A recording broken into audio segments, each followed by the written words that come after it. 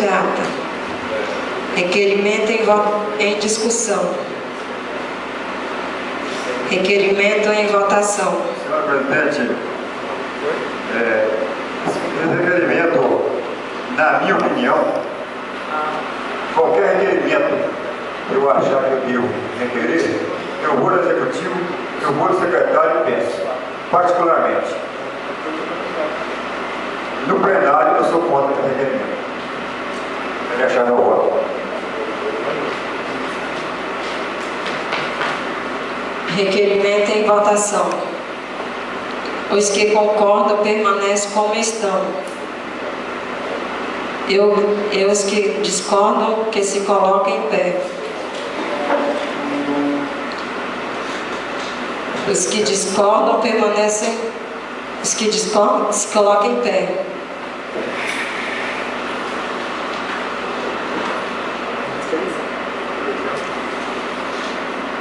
Quatro, eu voto para arquivar também, para reprovar.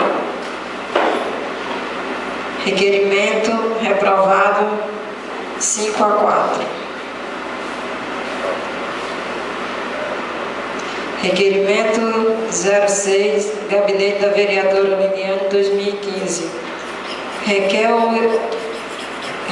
do Executivo Municipal gastos efetuados na compra de medicamento da farmácia básica e com recurso próprio para manutenção da UMSGSM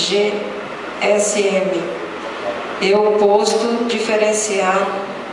diferenciados de Colina Verde e da zona rural do município no período de outubro de 2014 até a presente data. Requerimento em discussão. Requerimento em votação.